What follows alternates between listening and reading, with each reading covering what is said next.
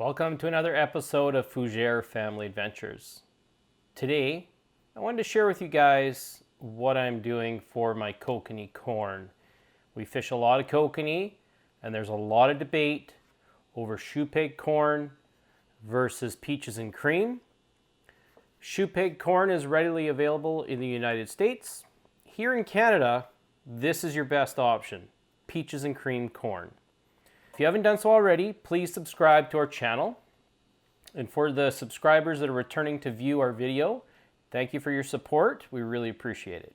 Okay, the age-old debate, shoe peg corn versus peaches and cream, the two different types of corn that are most commonly debated. Here in Canada, we can only get peaches and cream corn. This is one of the cans. I buy any can, the nice looking corn. Now you see the peaches and cream corn, they're actually quite a uniform kernel. You get quite a bit in there, and they work really well. They're a bigger kernel than the shoe peg.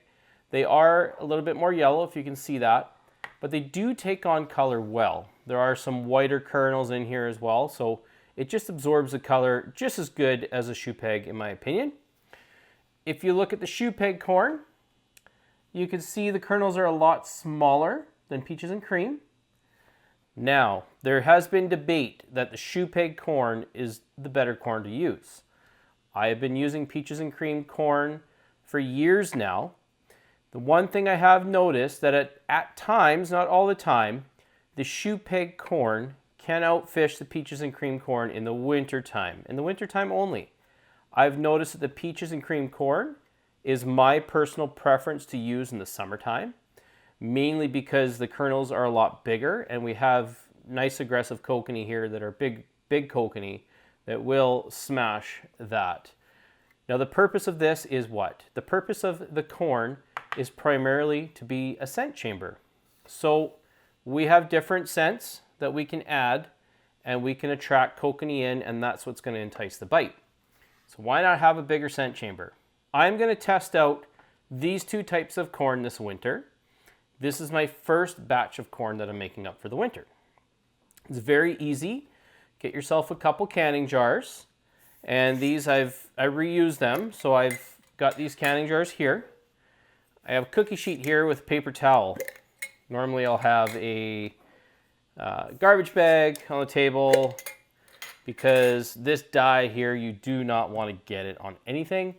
Whatever it touches, it will turn it pink forever. So hopefully I don't get anything on Sarah's table, but we shall see. I got my 4 jars here. I've got kind of an idea of what I want to make. This year I'll be using a lot of this garlic here, the Garlic Plus by Fougere. It's got UV added into it, so I did buy a bigger bottle. Garlic is a really good stimulant for kokanee. They just don't like it. It's an irritant. And I've also got anise krill oil. The anise has been a big one for me in the past, and the krill has also been a big one for me in the past. Last but not least, bloody tuna oil. Now you can get this bloody tuna as a garlic bloody tuna as well. That's what we have used in the past in some of our videos.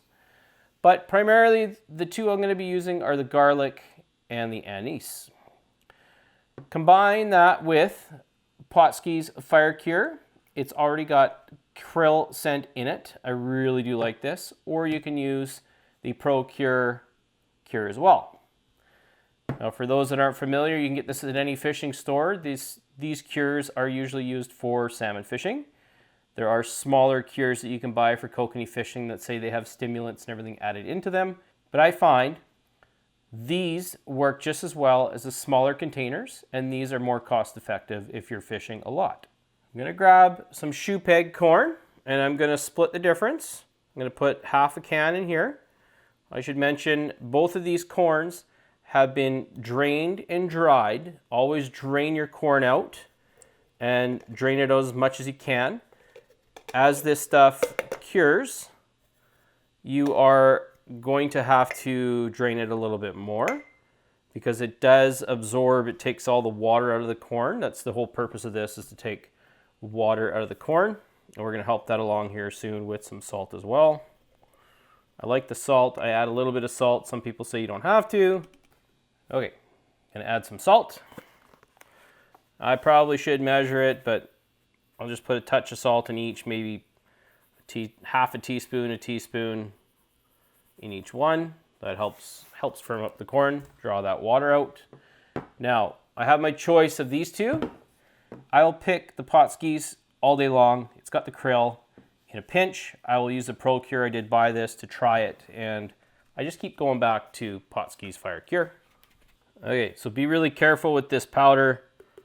The Pautzke's, if it gets on anything, like I said, it will turn it pink. This is actually a red.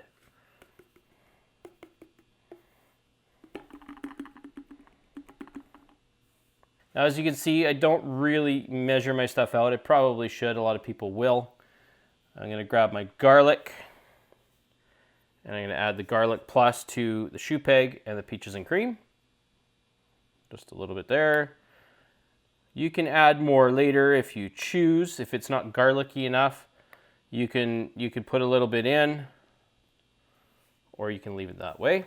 And then I'm going to add anise krill to the shoe peg and the peaches and cream, just like that.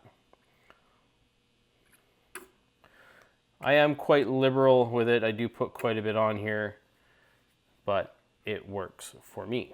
Okay, now you put your lids on. One lid. Two. Now with these canning jars, it's great. They seal everything in, so you can really give everything a really good shake. Give it a good shake.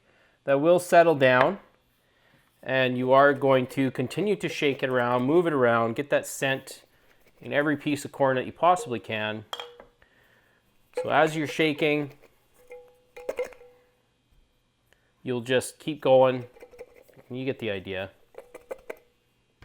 And I'll keep shaking these, and I'll put them in the fridge. I like to sit them overnight at least, at a minimum. Sometimes a day or two before you go fishing is ideal.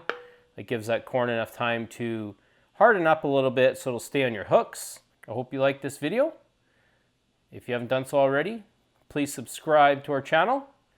Give this a try. Try some of this scented corn out, and you'll be surprised at how well it works for kokanee, and it even works for rainbow too.